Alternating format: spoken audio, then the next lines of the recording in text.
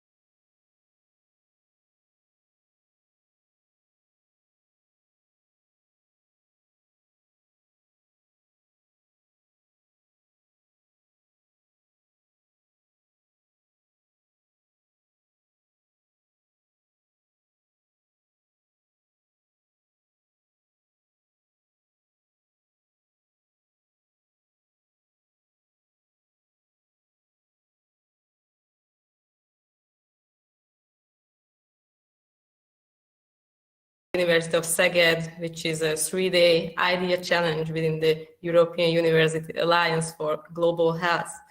I am Enikő Koppány, and it's my pleasure to be your host during today's pitching session. Before we, can you hear me? I'm sorry. Yeah, no, it's okay. It's okay, and you could hear me earlier. Yeah. Okay, somehow I got muted. Sorry. So before we jump right into the presentation part, for those who are watching us for the first time, EUGLOH is a strategic alliance that brings together 5 top-notch universities from across Europe, namely University of Paris-Saclay, Lund University, Ludwig Maximilian University of München, University of Porto, and not but not least, the University of Szeged. Our main objective is to combine the partnerships, outstanding expertise in global health, and we are also dedicated to build a European university of the future. Actually, it's a unique network for long-lasting collaboration in higher education and research, extensive expertise in a variety of fields related to global health, a unique set of large-scale infrastructures, strong research and socio-economic ecosystems, and the broad geographic and cultural diversity. The goal of today's event and the whole idea challenge is to bring together those open-minded young individuals who are really interested in the startup culture and would like to learn how to develop their idea further to a marketable product or a service. This EUGLOH Innovation Days shows us how important business aspects of an idea are and how to approach them. Professional mentors have guided the students throughout the event and prepared them for the final pitch today. And finally, the wait is over, finally, and after the 3 days of intensive workshops and mentoring sessions, the teams are finally ready to pitch their innovative ideas in front of an international jury consisting of academic and business professionals. The students who are with us today are coming from very different backgrounds and universities, which we believe it's crucial to generate the innovation sparks. Before we start in advance, I would like to say special thanks to our partners, without whom today's event wouldn't have even been possible. First of all, I would like to say special thanks to our mentors who provided hands-on advice and professional guidance during the whole event, namely Dóra Marosvölgyi, coming from EIT Jumpstarter, István Tisóczky coming from as an input mentor, the STE Virtus mentor team, namely György Surek, Miklós Tóth, Attila Mészáros, and József Sárosi. During the EUGLOH challenges, we had many workshops, so I would like to say special thank you to our lecturers who had excellent workshops regarding ideation, problem solving, market exploration, building business models, and to learn how to pitch, namely Sándor Huszár and Tamás Farkas. Also, I would like to say a special thank you to my colleagues who worked a lot in order to make it all happen for you. So thank you, Attila Huszár, Attila Kovács, Baka Dávid, and Gina Sajtos for making it happen. And last but not least, I would like to say a huge thank you to the EUGLOH partners for your kind help in the dissemination, the organization and part, and connecting the dots within your ecosystem. And also, I would personally thank Dr. Lilla Kocsis, our EUGLOH project manager, and Dr. Ferenc Peták, our academic leader of the research and innovation activities in the EUGLOH partnerships.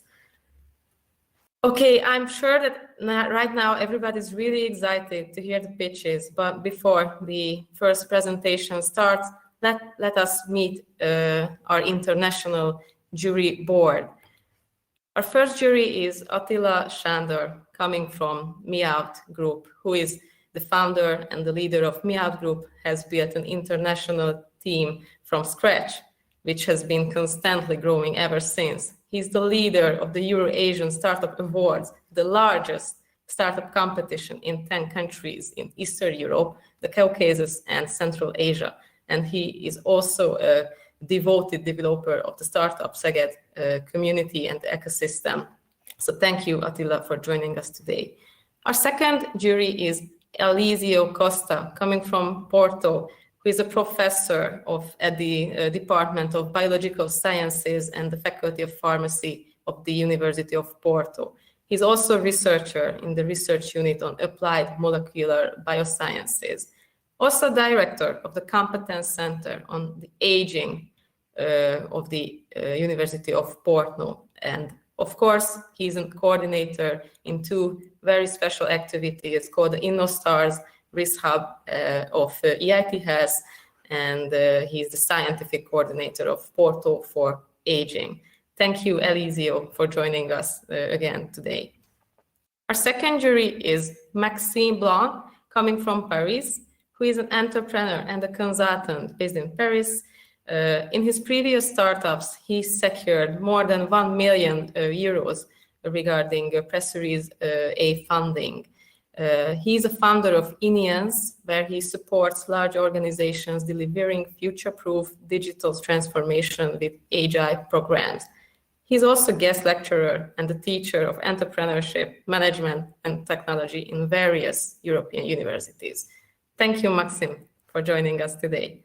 And last but not least, Raina Lailo. I'm sorry if I mispronounce your name, but you are the last jury, and he's an economist, a professor of health economics, and at the School of Management, Ludwig Maximilians University, and he directs the Institute of Health Economics and Healthcare Management at München in Munich and Germany as well. He's also professor of health economics at the University of Maastricht, and he has dealt with economic evaluation, quality of life measurement, and trial-based or even model-based studies as well. Thank you again, Raina. Sorry, how can I pronounce your name? Maybe it will help me a lot because I'm not sure. Perfect. Perfect, Raina Leidl. Okay, thank you. One more thing before we go on, because the winners can win worldly prizes during this competition, namely a study trip to Szeged.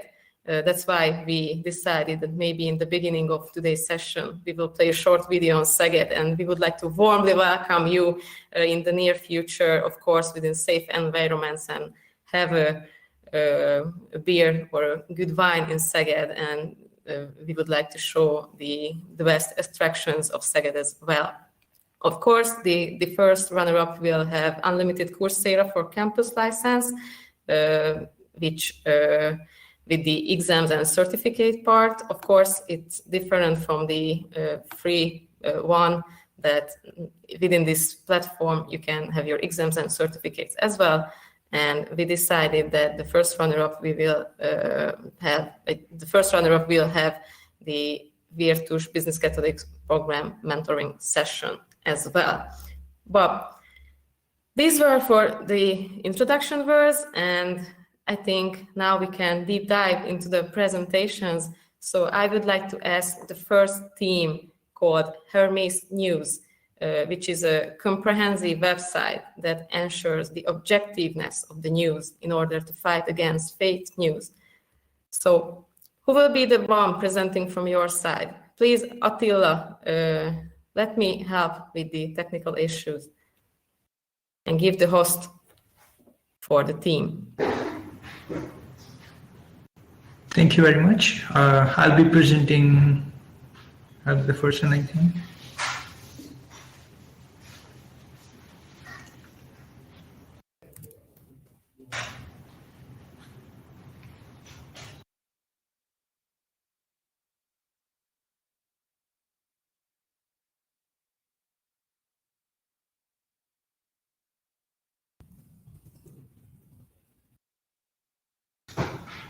So I'm ready to share my screen if it's possible.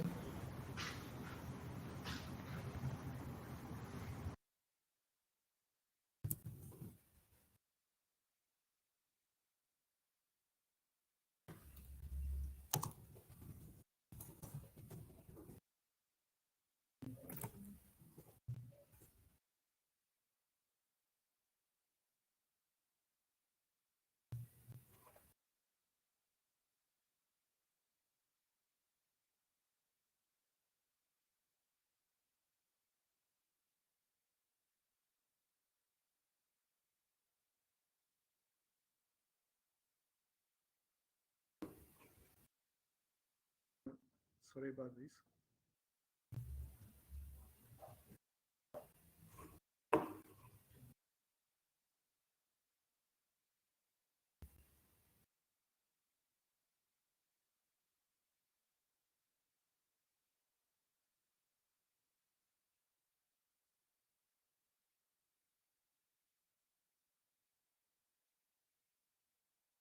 Tomar, you're muted. Can you unmute yourself?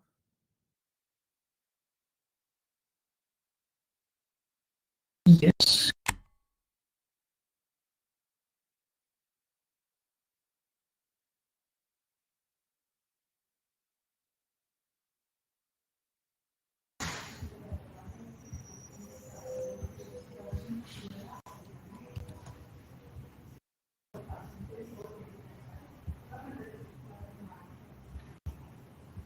Sorry about this. If the second team can start, then probably we should go with them first. Marta, okay. So It's all done. yeah. So yeah. Can I start?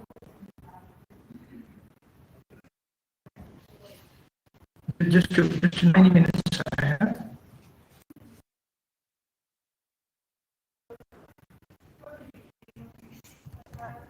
Am I audible? Hello. Yes, we can hear you barely. Yeah.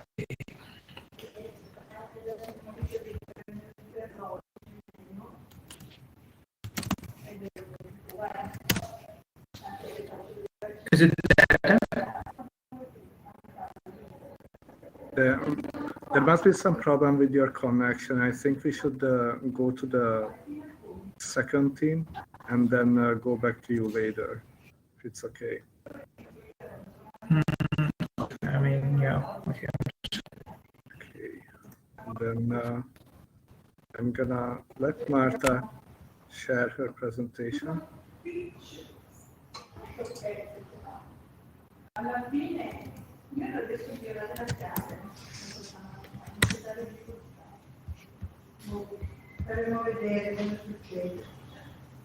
Alright.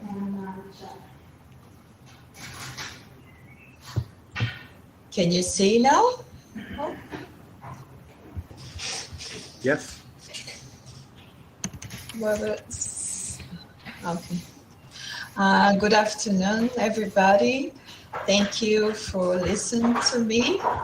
Our project is called Wellbeing in Balance, and it's about eating healthy and controlling your weight.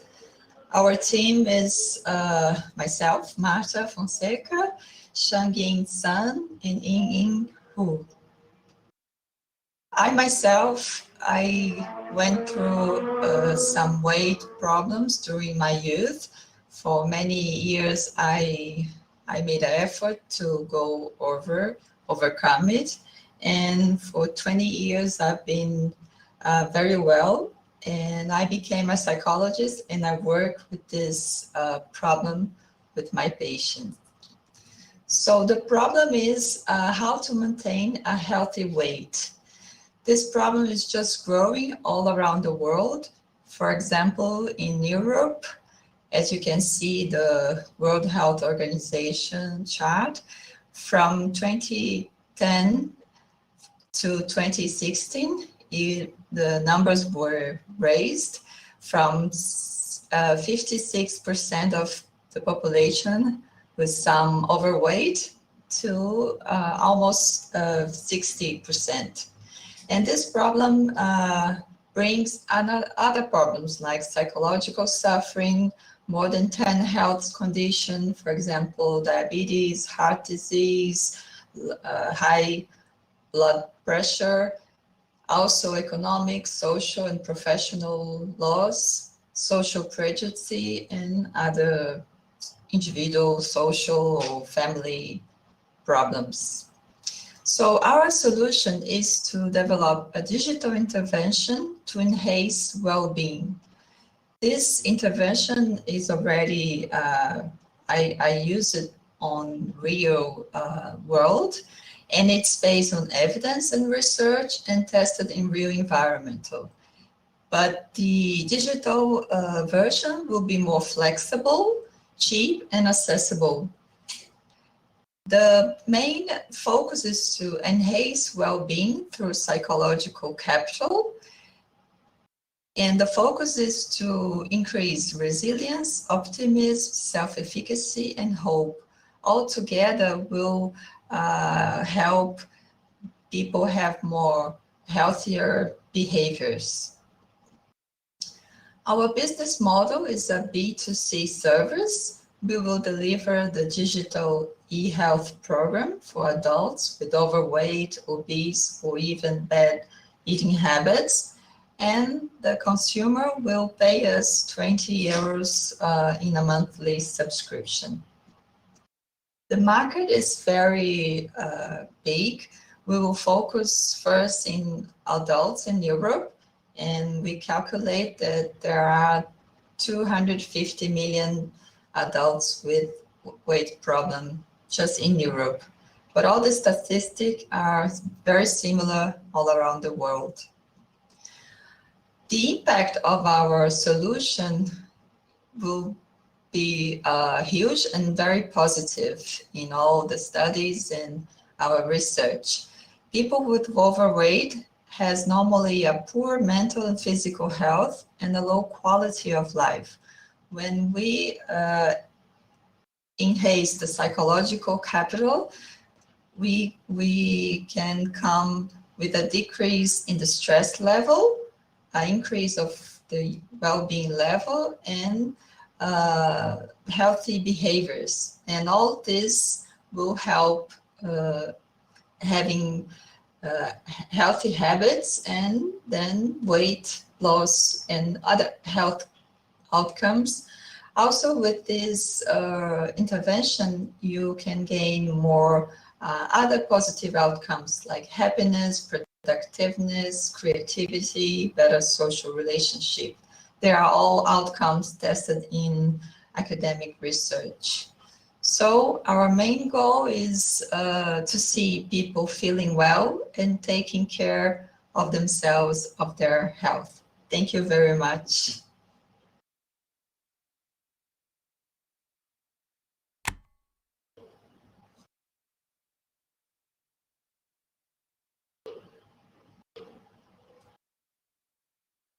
Did I respect the 3 minutes? I trained a couple of times.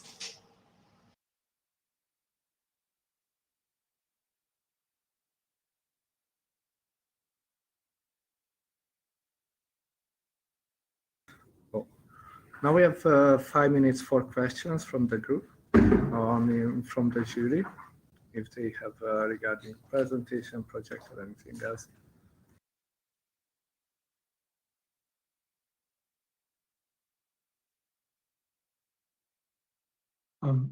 If I may ask a question.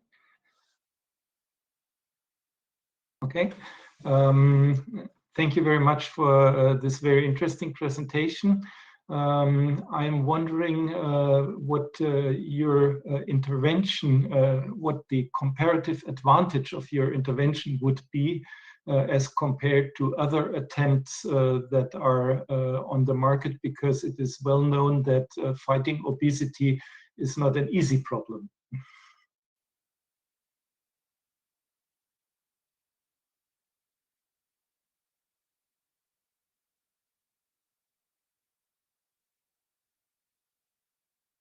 Marta, you're muted. You're muted. Oh, sorry. Can you hear me now? I just share a slide that I have here. It's not beautiful as the other ones, but it's true there are lots of, especially digital apps or apps to tackle this problem of overweight, but most of them, or maybe all of them, focus on controlling food intake and stimulate physical activity. We know this is important, but the big problem is why people don't do it, why people don't have the discipline to maintain. Some people may do for a couple of weeks, a month, or even lose weight, but then they get back to their normal habits, and so the success rate is very low.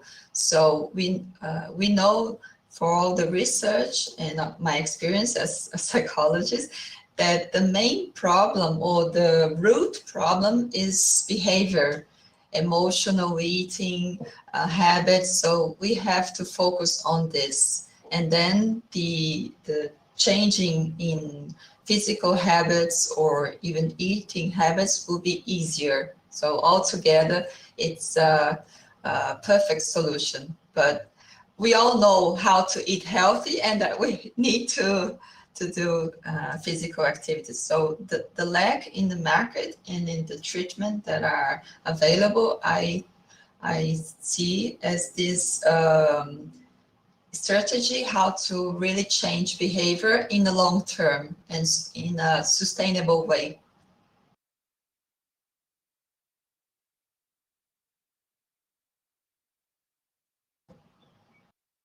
Thank you for your presentation.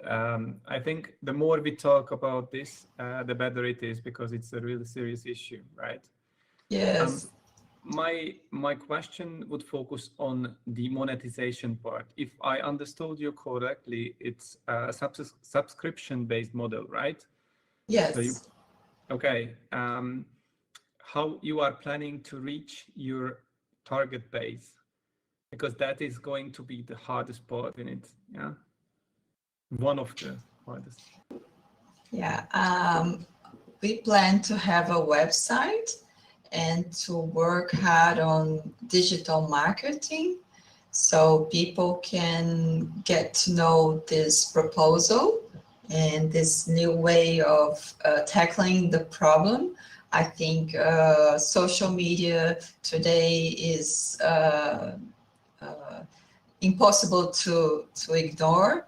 So we have to have a real marketing strategy and a communication plan so people can reach our approach and our solution, and also to differentiate from these other many apps that you can find just to lose weight, focusing on controlling food intake and physical activity. Do you have any target country or target, let's say, age group in mind? Yeah, we thought of focusing in English and starting in Europe, and in adult from 30 to 65. Because before 30, people are, even if there are problems, they're still trying this traditional way of tackling the problem. So I think this age, this range of age from 30 to 65 is a common group. And in the second phase, we think of targeting 65 to 75 with some adaptation if it's needed to this target population. Thank you. Thank you for your question.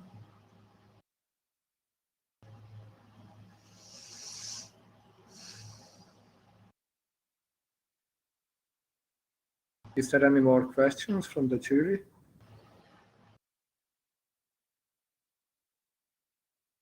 If not, then I will ask the next team to start. Thank you very much. Yes. Thank you, Marta. I ask the second team to share their presentation and start it when they are set. So can I share my slides now? Yes. Yeah. Lily can. Oh, wait. It's Tomar. Okay. Sorry. Then the first one. The first team is coming up now. This is the team 1 who is coming now. Yes.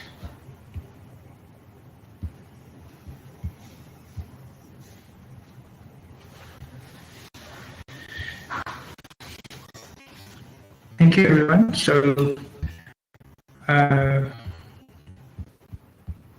I'll show right now. Okay, so let me discuss about the problem. It's a global science crisis that involves lots of I'm sorry, information and news.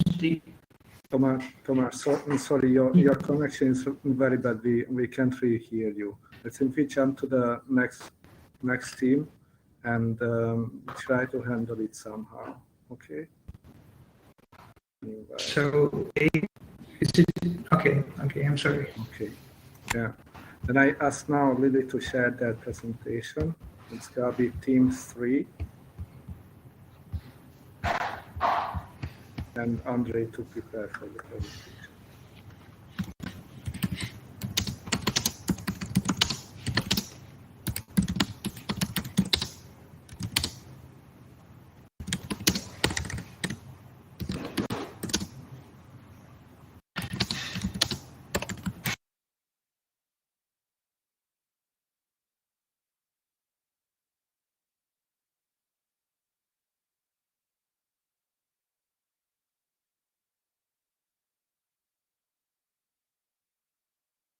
Andre, we can't hear you.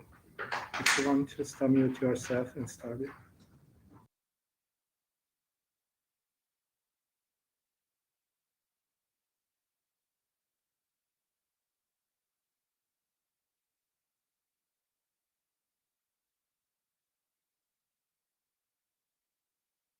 Andre, are you here?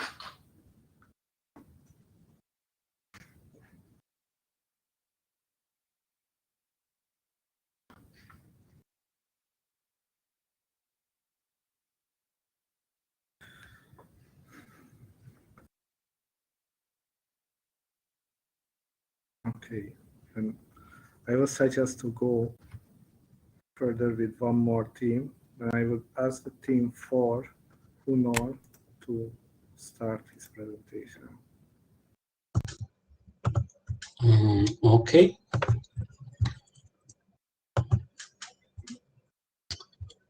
Do you hear me? Do you see me? Okay. Yes, perfect. Do you see my presentation? Now we can. Okay. So first of all, I would like to thank the organizers for the opportunity and the mentors for the hub. We are really grateful. And now let's start the pitch. So 1.5 million. In every minute, 1.5 million PET bottles end up like plastic waste, and 2/3 of it won't be recycled. This is the size of 8 Olympic pools filled with molten PET, and it could be turned into new useful products like filament, which is the raw material of the most widely used 3D printing technology. There is only one problem with this little spool. It's quite expensive. According to our service, today in Hungary, an average 3D printer owner spends the price of a new iPhone 12 on filament every year, which with our machine, they can save. So we are working on a solution that gives the opportunity for 3D printer owners and users to turn plastic waste into filament and print something wonderful from it. So they can serve themselves and others in need while they are saving their money and the planet. Shredder, dryer, extruder, and winder are going to be integrated in a compact machine to have everything available at every home for cheap and eco-friendly 3D printing. Furthermore, we want to create an online marketplace where users can trade in filament, plastic waste, free machine capacity, etc. So actually, we are building an eBay for the 3D printing community. This will ensure that the recycled filament is also accessible to those people who can't afford the machine for 2,000 euros. This sounds great, but how come no one has done it yet? Well, actually, we know about 4 competitors making some parts of the process as totally separated machines or partly integrated solutions. However, these machines are extremely hard to use, occupying up to half a room and quite expensive. Our competitive advantages over these machines are the closed system for a better quality filament, the easy to use, a more compact machine, and a more affordable price. And of course, we have an online marketplace. But exactly how big is the market we are targeting? Well, I'm happy you are asking. This industry contains millions of users and machines, and roughly 70% of which is located in the EU and the USA. This currently represents a $9.4 billion market for us, which produces about 15% growth each year. In the first round, we want to reach 7% of the European 3D printing hubs. We have a full team with 8 people, but there are currently 4 people working on the EUGLOH team. There are exactly 3 electrical engineers and a software developer guy. Thank you for your attention, and don't forget, Refilomer, print yourself green.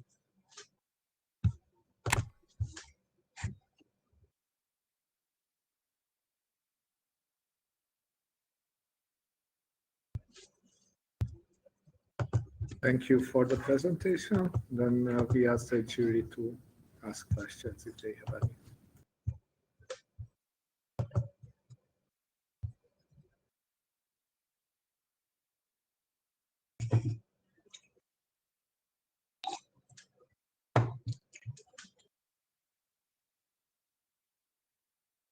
If I may ask a question, thank you for this very fine presentation.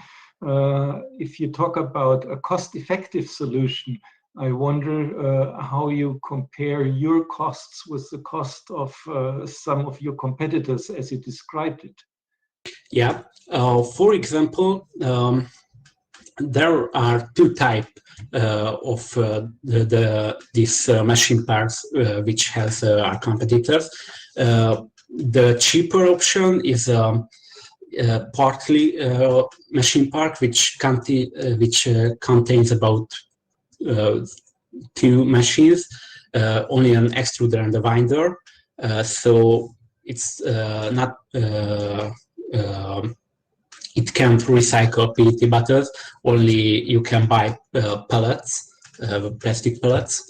And there are the expensive machine parts, which occupying up to half a room. It provides a higher capacity, but it costs to in the European version costs to near 12,000 euros, and the American one costs about $14,000. While our B2B machine, which we want to sell for the 3D printing hubs, it will cost 5,000 euros, while the B2C machine, which is provided for the hobby users like me, that will cost about 2,000 euros.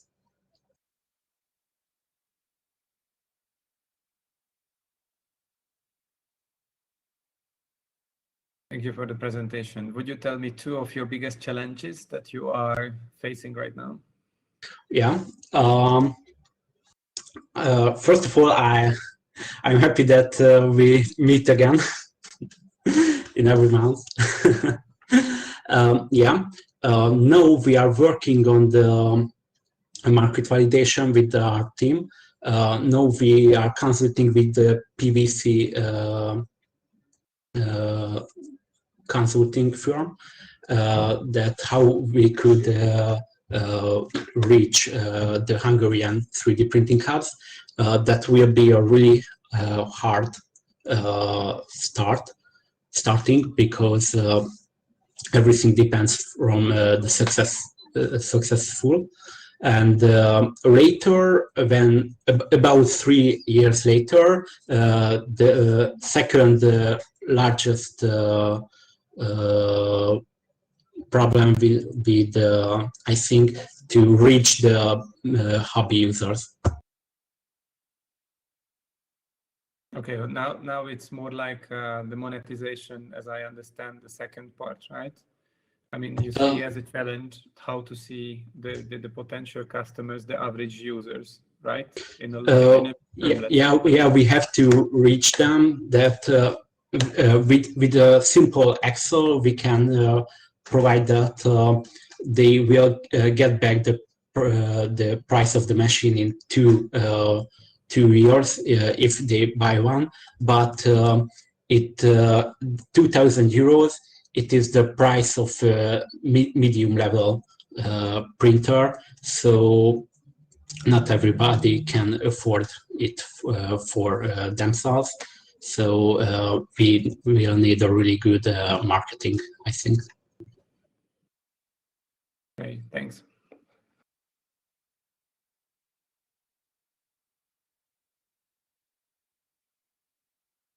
If no more questions, then I ask Lily to...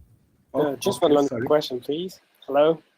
I was wondering how many plastic bottles or how many items should an average customer of yours shred for getting one plastic filament full roll? Yeah, one average spool is 1 kilogram, and an average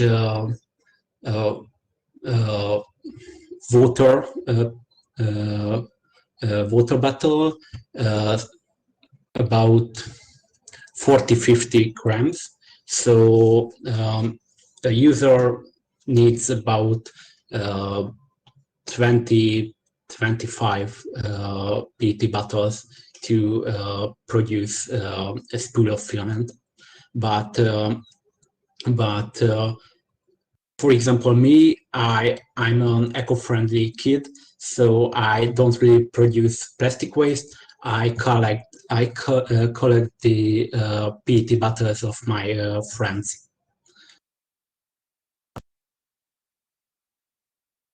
So that's a good and balanced solution to shred any plastic you may have at home. Not too much storage needed. Okay, thank you. Thank you very much.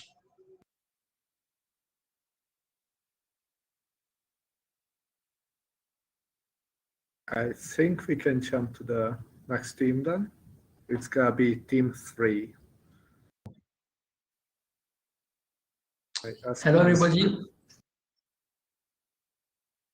I think we can start if everybody is okay with that.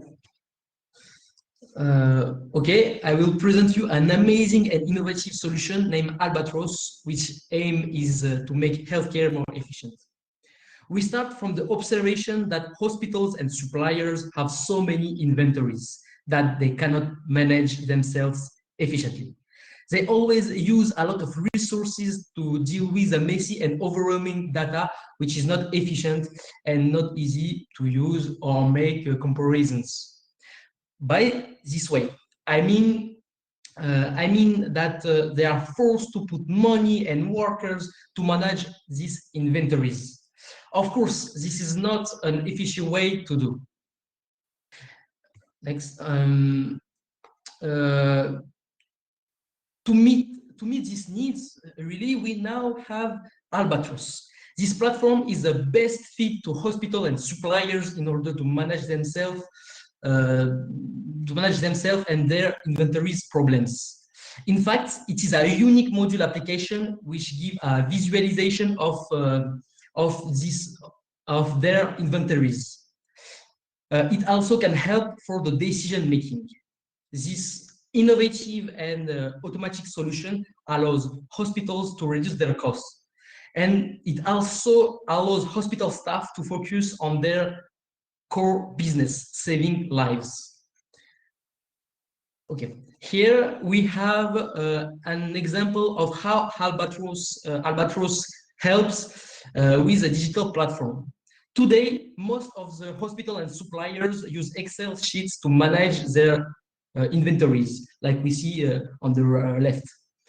That's why they will be loved to hear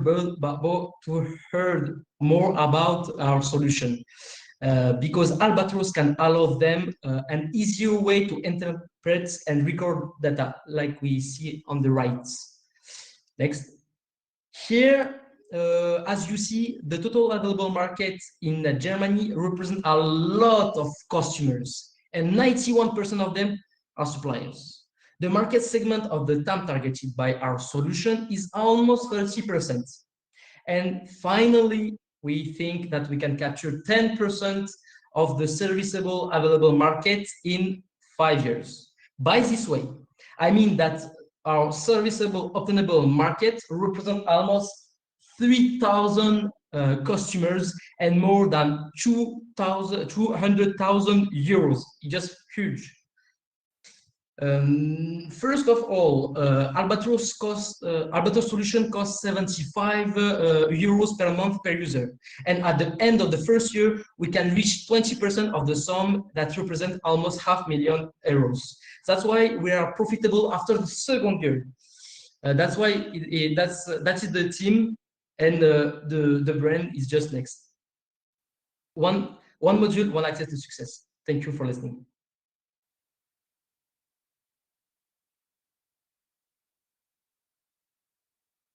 Thank you for the presentation, Andre, and it's time for the questions.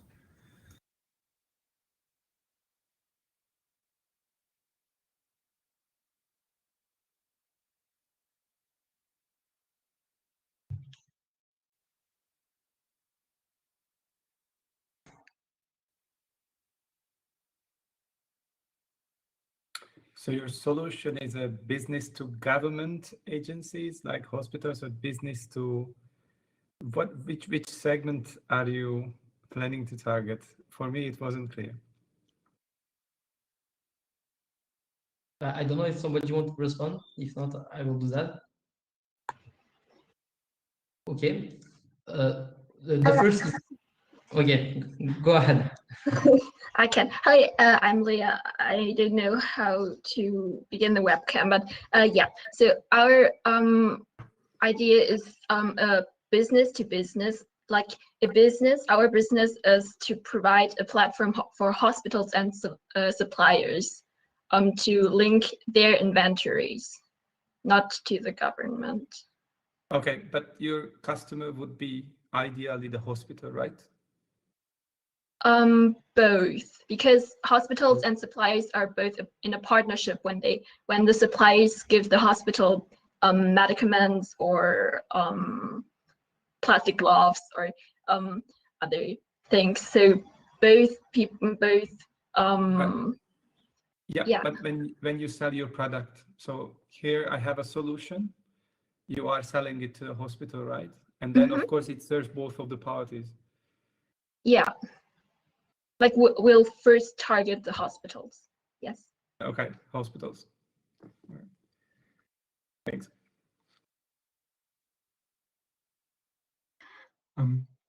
Thank you for your fine presentation. I would be interested in learning what your thoughts are about important incentives to participate in the platform and disincentives. Would you have an idea of examples what could push participation and what could be a barrier to that?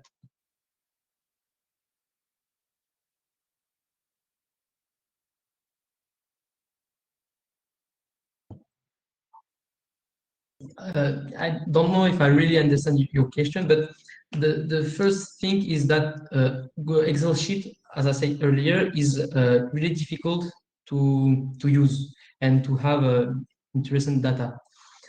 And it's of course a better solution like this one will give them the want to go to this new solution.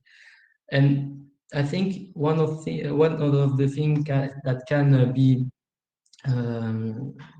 can be difficult for them to change is just the usual case, because some hospitals have a traditional custom coutume, and it will be difficult to change for them.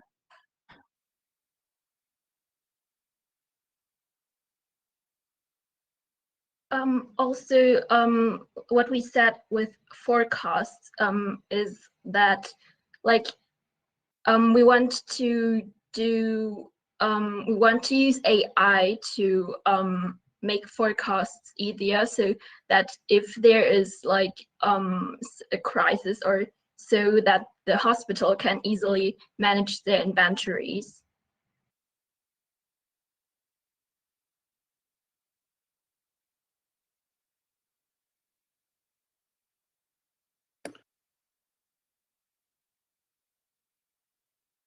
And how you are planning to enter to market?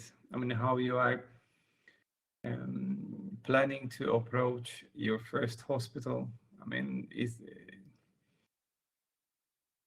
what you have in mind? That's what I'm interested about.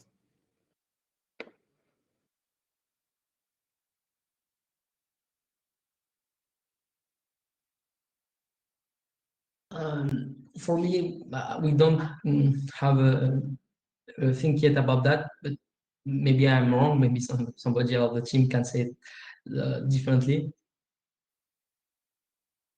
But even if you don't find yet something, but we always can approach hospital by the sales service of the hospital and to present them the benefit of this solution, and after that talk about the how can they use this solution in their hospitals or in their place.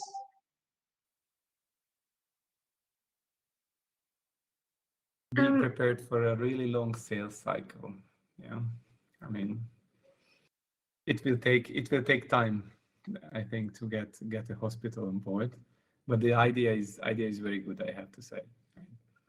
Thank you.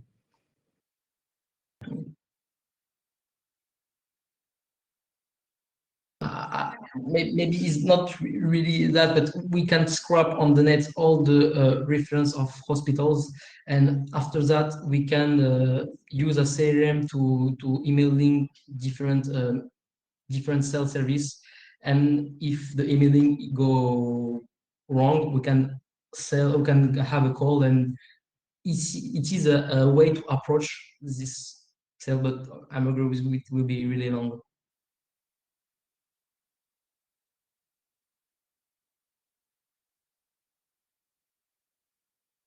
Thanks.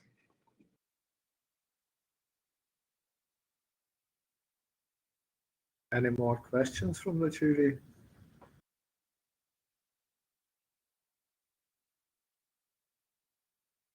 It seems not. Then I will ask team one back, who we wanted to start with. So it's going to be team one, and I ask Tomar to start the presentation, Tamás to share the presentation.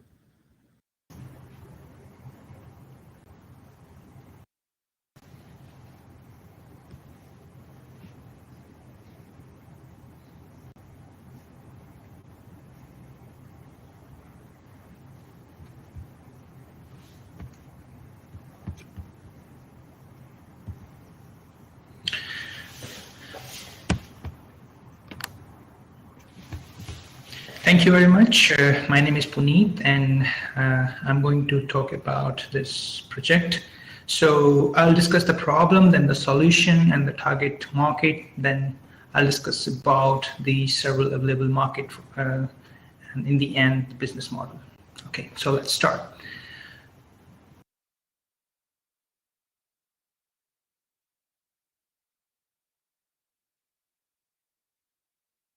Okay, so in the current scenario, we have lots of information, lots of news, some news which is not related, unrelated. So I want to say that there's a bubble which is now creating in the form of news, and there are lots of information, but only some can see the fraction of it. So as a result, it can be information or misinformation most of the time. In this project, we are trying to encounter this fake news problem and trying to provide the correct and accurate content by creating a mathematical model which will compare several articles and compare the accuracy by the mathematical model, and in the end we will able to provide the real content to as much possible. So the solution, our platform Hammond News will provide us that several perspective on the given piece of information, creating a better informed, more open-minded society, which being super fast and highly customizable. In this article, there are two articles which shows same news, but the content are different, and the blue part and the red part is the different content for the same news, but the yellow part is like the same content for the news. So it is very common that we see such article on the same topic, but really irrelevant information, or most of the time change information is there in the articles. Yeah. So what we are going to provide is that we are going to provide the viewer different angles to analyze the views, so that he or she, the viewer, can customize it and save the time and have a better perspective of real content. Yeah.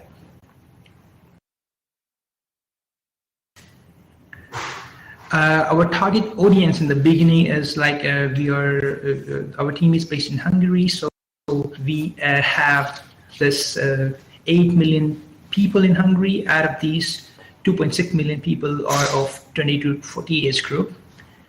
Out of these 2.6 million, 1.8 million people read news. So that's the starting point of our market, and we will be focusing on this audience group. So the pie chart shows that the 22% of the population view political newspaper and magazines, political magazine, radio, and other stuff as a source of information. Yeah. Here's an example that there's a person of 23-year-old girl which is studying, and she want better news, better content, because she want to get updated. So she consider it important and have easy to access the information, so that she can have some trusted media. Other person of 36-year age group which which is working in an international company, and he runs a successful business model. He's struggling, but he had no time, so he's looking for some trusting media to get the correct news and accurate, better news. Yep. So what we are trying to do is that the business model, this bar plot suggests people age group and pay for news. So not everyone pay for news because not everyone would like to pay for news. So these are the age group which read the news and pay for the news. So that's the business model which we are considering to build a business model for our project. Next, and we have these competitors which are already present in the market. So some sources have various options like friend news, customizable, similar news content, customize more search by keywords, and save article for later reviews. So what unique we will able to provide is to subscribe news and stay updated so that they can share the similar article, get the similar article, and compare them, so that if they really wanted to go in deep, and they will able to do that and able to know the fact more accurately. Yeah. So that was very brief about the project, and I would like to I would be happy to answer the questions. Thank you very much.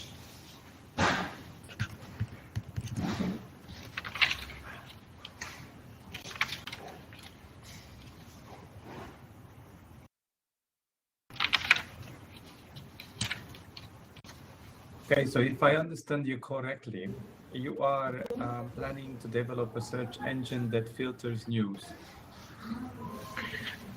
This is one of the main functionality because that is required for our project. Yes, that is one of the model. Okay, and you plan to run it on a subscription-based or with a subscription-based model, right? So we have several plans, like customizable plan. So not everyone. So I try to give two examples. Not everyone is interested in every news. People can subscribe according to their interest, so that they can get factual news and very short, very briefly. So I would say we are providing content-based service in the beginning. And your target country? When we are right now, we are building this project in Hungary. So our target audience will be international, but that would not be possible in the beginning. So we are targeting Hungary as a primary audience, and we will be planning to expand it to other countries and as an international global market. So yeah, it's right now it will be in Hungary, and then it will be available globally. Which language? So the local language, obviously, but English is also, which we cannot avoid. So we will be in the beginning it will be in Hungarian and English, and later on in the local language and English. I would suggest you, if I may, to start with English, because Hungary is too small. I think if you want to have real scalability, then and you have the English, then I would immediately start with English, because it's just a 10 million country, right? Yes, I agree. Yeah, I agree, Professor.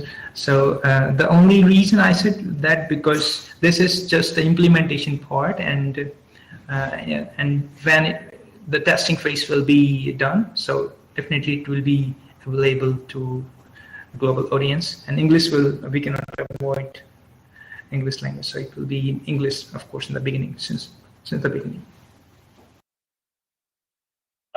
Sorry if you can hear me. I can add to the answer. The team right now thinks about Hungary as a sandbox for the project. So it's definitely a scalable project as we think about it. But we want to start in a place where we know the audience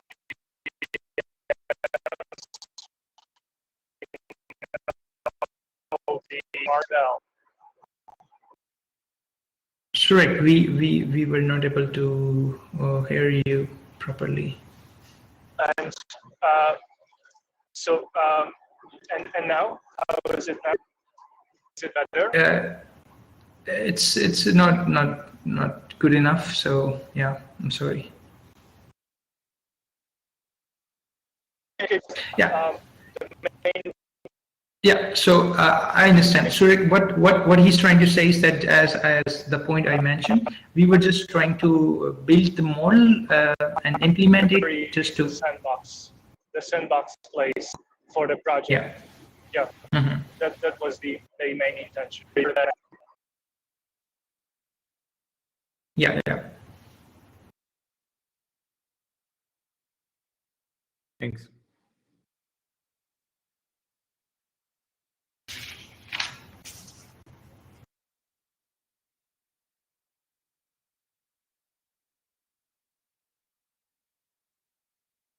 If I may come in with a bit technical question, in your solution, it was not clear to me whether the majority opinion that you would find in the news and the material that you're processing would play a role or not. Is that the case? Well, that's what audience will decide, because we will try to provide the factual content on the basis of different articles available.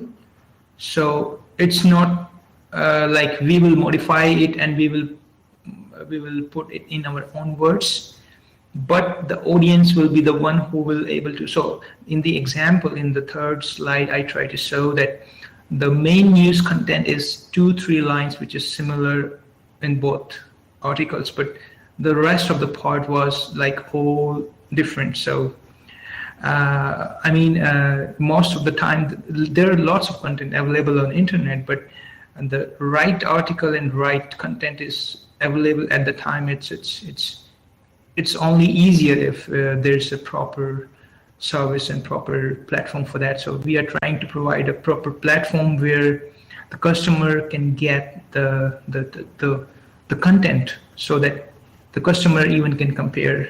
For example, if I am interested in one news content, I am not able to search everything. I will skip most of the news, but I will try to search another article which I will try to understand. So it may consume my time, and most of the time I will try to find out another content which is not accurate, which is not based on fact. So as I mentioned, there's this bubble in terms of information in the global market. So getting accurate news is really or accurate information, it's really challenging because of this bubble kind of thing which is going on.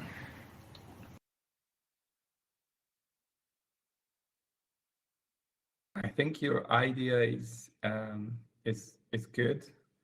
Just the ice is too thin, yeah. Because you plan to compare news, and you basically might face the same challenge what the big social media platforms are facing nowadays. What to filter, how to filter, what to show, when to show, yeah. So just be aware of that. Yeah, I definitely agree. This is one of the discussion which I was having with my team. So that's why I try to answer you that we will try to able to provide content-based news, because if you will try to, so for example, if I'm interested in automotive industry, then I will try to get accurate news and not about everything. So that's really challenging and need to be done very, very accurately, especially when we are claiming that we will try to provide factual news, and it will save the time and able to provide the best content. So yeah, I agree. Thank you.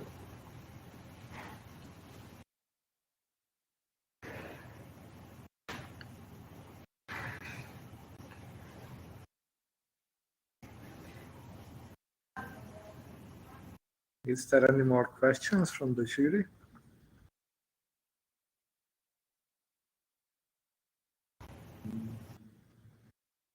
All right, then I would like to ask the last team to share their presentation and start. Thank you very much. Thank you, everyone. Thank you. All of them.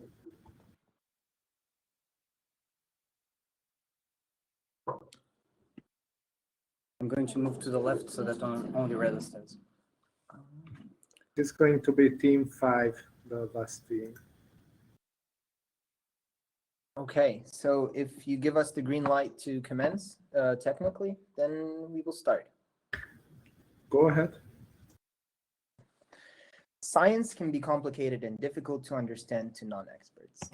Nature design solutions will aim at making impactful science understandable to the world. How many papers do you think are published per minute? 2 papers per minute. That's 1 million papers per year, and it's increasing by 9% every year. So how can scientists possibly find time to keep up with high-level research and have time to make their papers stand out? NDS is an all-round scientific editing, design, and edutech team with high-impact expertise in the fields of oncology and immunology. We have the time and expertise to make your data stand out and ensure your work gets the visibility it deserves. And when we talk about science, we're not only talking about scientific papers. Also, the way you present your CV can impact the decision on successfully securing investment money, or enabling you to present your work in an international conference. Now, why should you trust us with your research? With more than 25 papers in high-impact journals, such as Nature and Science, 3.5 million euros raised in research grants, and several international prizes, we've made an impact at every research institution we've passed through. We can't wait to apply our formula to your data. The market is blooming, and the major stakeholders on the scene can only provide services with single focuses, either on writing or design. The biggest company in the field offers a do-it-yourself service, which is not appropriate to professionals who are already drained of their time. Entry into such a market will therefore not be faced with resistance, making growth inevitable. Our online service-based business model is focused on organic growth, driven by growing our reputation and trust within the scientific community. We aim to take advantage of our edutech and outreach pillars as routes to enable diversification and service evolution. In terms of growth, we want to upscale using freelance workers within a year, crystallize by recruiting full-time associates within 3 years, and diversify our business structure within 5 years. Linked to our vision for growth, we aim to leverage our relationship with pre-existing partners to ultimately make our brand synonymous with quality and success. The core scientific services we offer are global and comprehensive. While our customers can reach us through our current and easy-to-access channels, we will place a huge emphasis on customer relationships with flexible pricing and contracts, in addition to our thorough meet, plan, draft, and repeat approach. Our target market will encompass scientists, students, companies, and institutions. We want to open up several revenue streams in the form of institutional as well as individual contracts, alongside streams generated from our edutech and outreach activities. Nature Design Solutions will make your impactful science understandable to the world. Thank you. Sorry, I really want to like this. Go back here and stop sharing. Okay, and we can come to the screen. Sorry.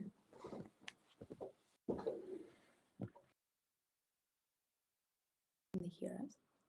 I'm not sure. Yes, we can hear you. Ah, okay.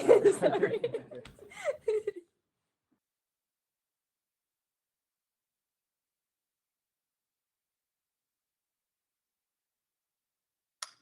Would you please just talk a bit more about your business model, please? Want to go back to the slide?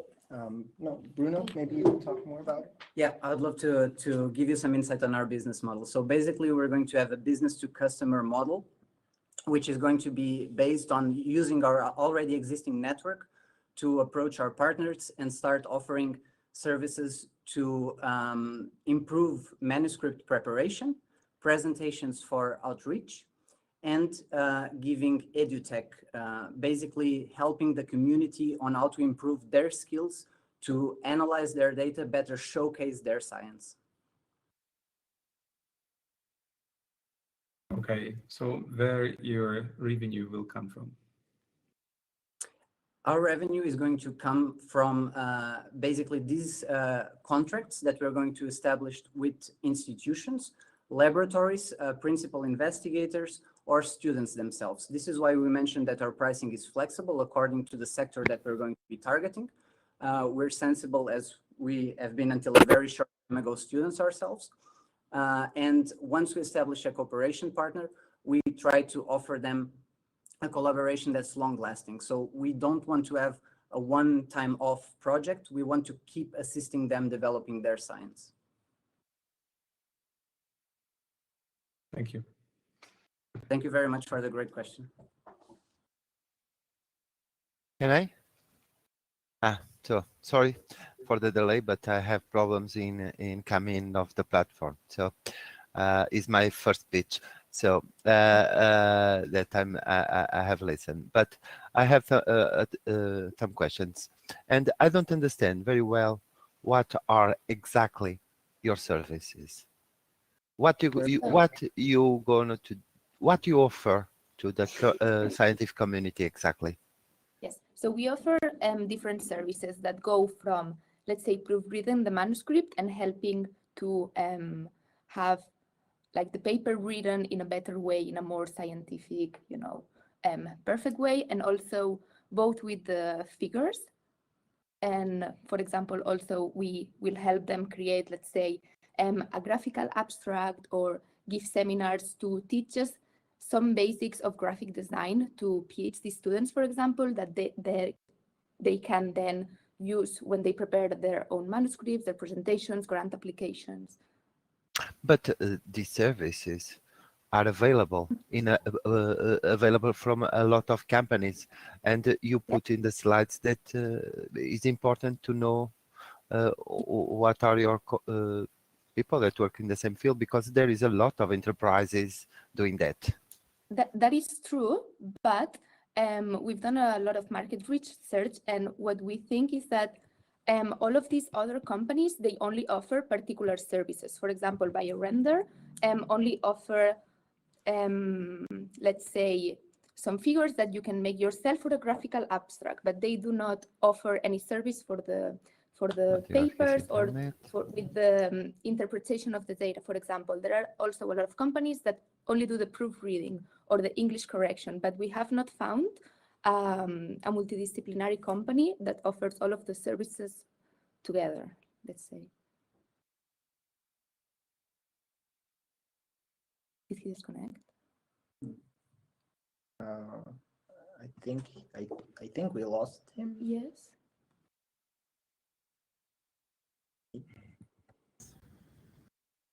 It seems so. Ask the other jury members to ask questions meanwhile. Yeah, I thank you for this very interesting approach. One thing I was wondering how your services will be reflected. So if you help producing a paper, would you expect to be mentioned in the acknowledgement, or how would that be handled?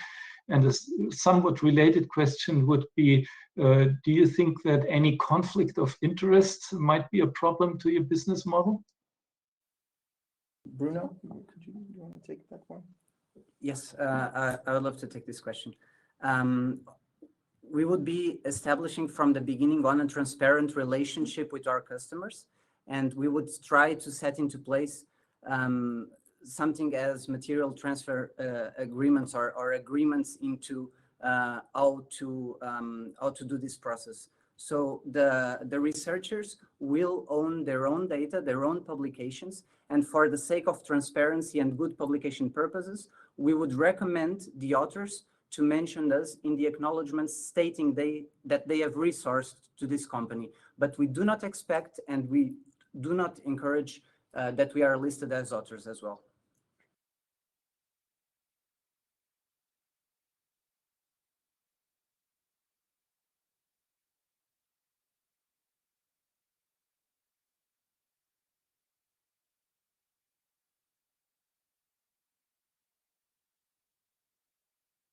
You mentioned in your presentation, but where you plan to be 1 year from now?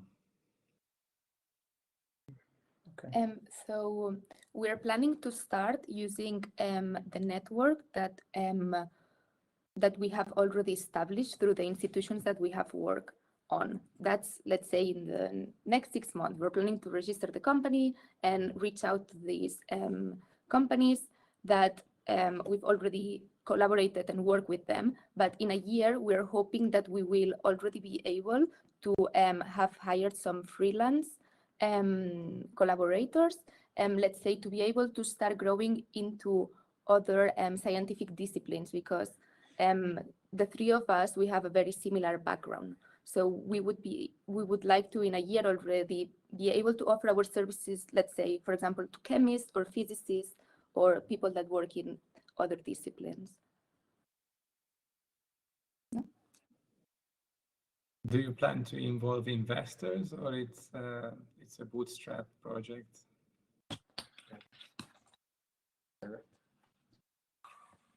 I mean, yeah, in the end, I think so. So I think investors would do one thing for us. They would accelerate our growth.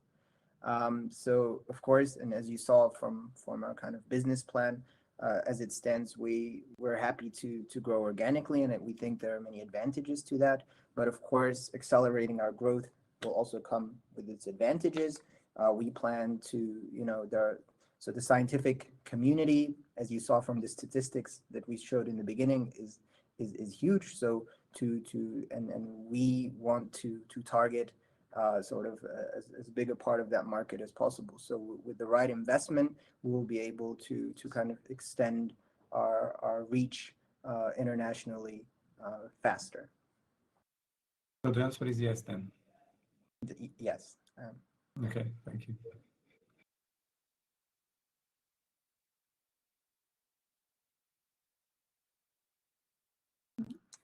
Is there a question in the chat? Do you think PhD supervisors would agree on your... Marina takes this one. Yes. Marina takes this one.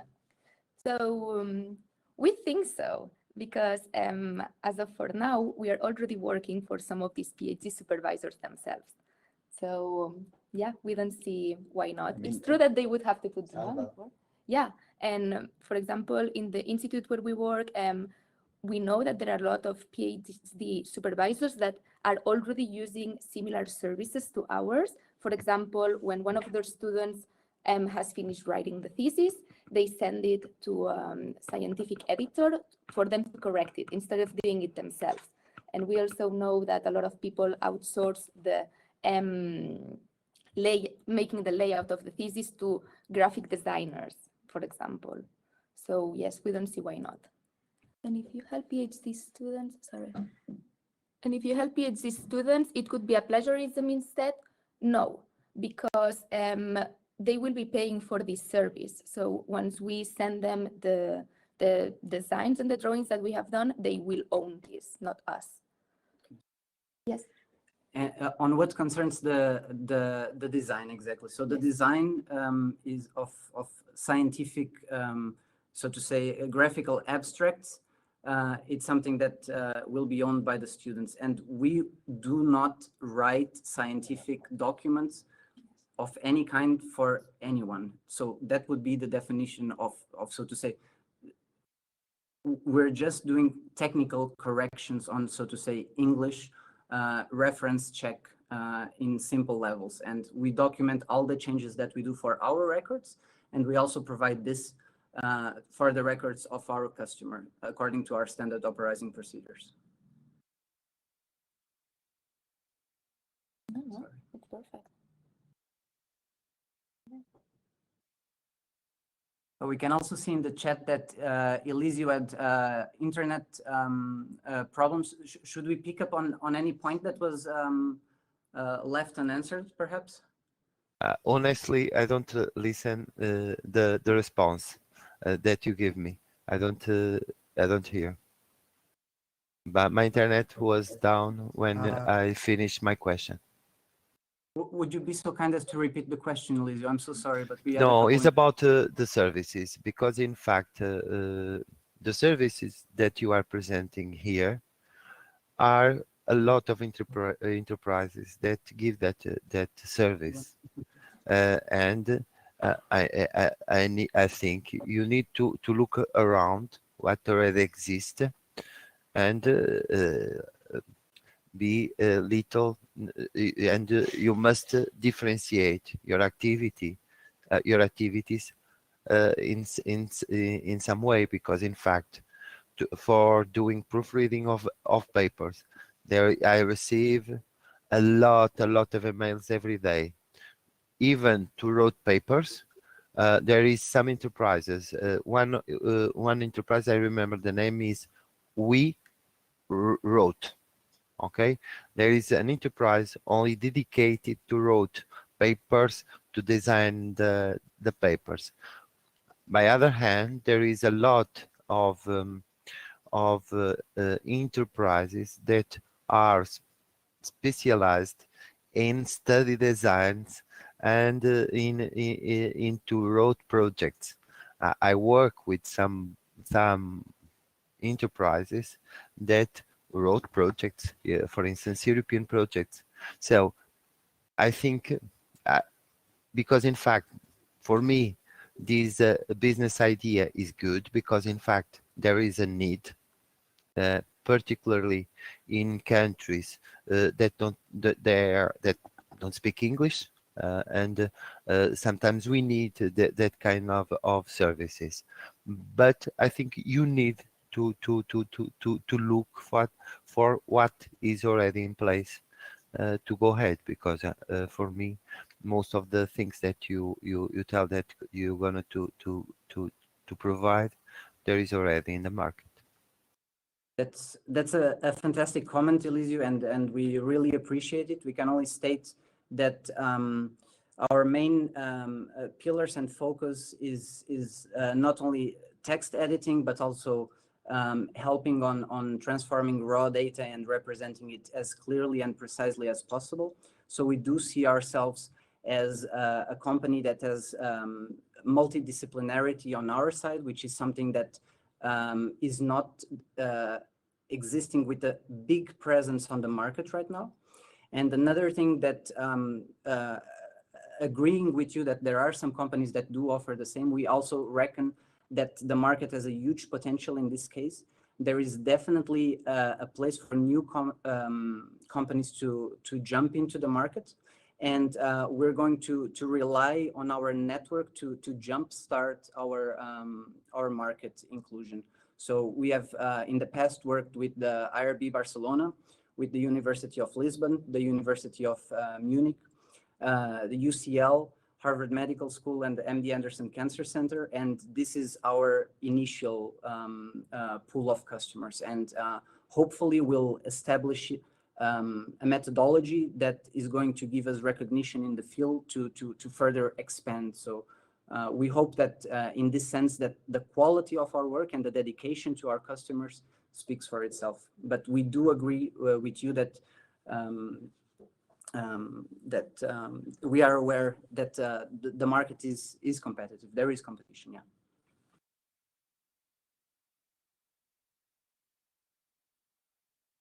Another thing, because one of the big problems is the payment, because usually the research centers and the researchers they have difficulty in pay these kind of services, because we cannot put these services in the proposals. We cannot, and even and is one thing that you must also think about it, is because your customers do not want that other people knows that they are working with you, because as you imagine, if I have here my PhD student or something, I don't want that everybody knows that my PhD students are using that kind of services. So I think you also to think how you're gonna lead with this situation with your customers, because in fact it's not it's something that people don't want to tell that are using this kind of services. But this is only a comment, of course. Yeah, I think like I would if you can, Marina, you wanna take it? Yes. Or, okay, take it. We agree in part and in other part not. So for example, we have already worked with some European networks. So for example, with Marie Curie Actions and with a Horizon 2020 project. And it is true that in this kind of big European and competitive fellowships, there's some budget that can be allocated for this. So this is our target too, let's say. And I don't know that you for Marie Curie we can put that kind of budget there. I didn't know. And the second point that very important that you mentioned, Elisio, about how to handle transparency on such relationships. What we just mentioned ago in a very similar question to Professor Rainer Leidl is that we do encourage all our customers to disclose in their either manuscripts, oral communications, or any other source of work that we provide them, to mention in the acknowledgements that they've received assistance for editing from our services. It's an encouragement from us. It's not a mandatory request, but this is the only type of acknowledgement and measure in the sake of transparency that we can set into place. Obviously, we're going to keep good records of through standardized operation procedures of the communications that we've published with different research institutions. And if I can add something, I think in the end, I don't think it's in the best interest of these principal investigators, actually, if they're in need of such services, or because I don't know, the principal investigator is not a native English speaker, even though the science level is high, or if they're don't have the skill set to either make sure that the quality of the figures in their papers are up to standard, or are not able to teach their students. Many students in different institutions do not have the right, so they can benefit from edutech, for example, seminars by companies, by us, for example. I think it's going to reach a point where if they don't take such services or don't recognize their need for such services, then they will suffer themselves. So, and that's the point. We're reading questions. Question in the chat from Nile Mustafa Adil. So your part should be a part of some specific journals. Some journals provide the same services, including translation, proofreading. It is true. So for example, Nature Publishing Group offers a proofreading service that costs, and because we've checked it actually, over 1,500 euros just to proofread the manuscript even before it is submitted. And this without counting. So not multidisciplinary. Exactly. And that's only for proofreading the text. We also offer many other services that we've already explained. So I think there are bits and pieces that are here and there in the field because overall it's something that basically is not standardized, and what we're trying to do is to say, okay, for these needs, I mean, for when you need help with and I think oftentimes when it comes to research, but also many of our other target markets, I think to have like a focal point where they can go for when it comes to many of these issues, I think it's going to be extremely beneficial not to kind of be scrambling around for 6 companies to help you with all of the different issues that your science needs, or delivering your message needs, or your application needs. I think we would all be super happy to partner with we would be super happy to partner with journals that do not offer this service yet. For example, it would be a way that we would like to grow organically and expand our branches. It's a good point. Something for the 5-year plan, perhaps. Thank you for the nice input, Mustafa.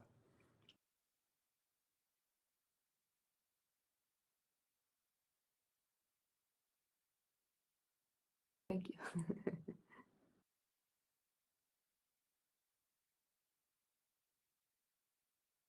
Okay, any more questions regarding the final presentation? I would Okay. just only have a comment, a short comment. Like, you know, competition is almost everywhere. Yeah. At the end of the day, your persistence and what you know, just basically that you do, you start to realize what you have in mind, and then, you know, your business model, not even in 3 months or 6 months, you will change it several times. I mean, the most important is to start to cooperate with all those institutions you have mentioned, and then you will find your niche, yeah, or you will find your way. Yeah, that is very important, I think. Thank you very Yes, much. Thank you so thank much. you. Thank you, Attila, on a very good comment. But hey, the students' presentation process has ended today. I think we can finally wrap up the presentation part. And what I would like to say is thank you for all the students, because I think it's an extremely hard work to put this kind of pitch presentation together within an international team in only 3 days, and it's even hard in your native language, not even in English. So kudos to all of you. I think you are the bravest ones in the EUGLOH University. And right now we can jump to the part where the jury will evaluate your presentations and your business ideas. I would like to ask the students to go and rest a little and quit this big blue button, and we will notify you in the CoSpace and the Discord platform when you can join back, and we will present the winners of today's sessions. So take a rest, eat or drink something, and we will come back to you with the juries and the final decision, I would say 15 to 20 minutes. So thank you, and now we will wait for you to log out so the jury can start the evaluation.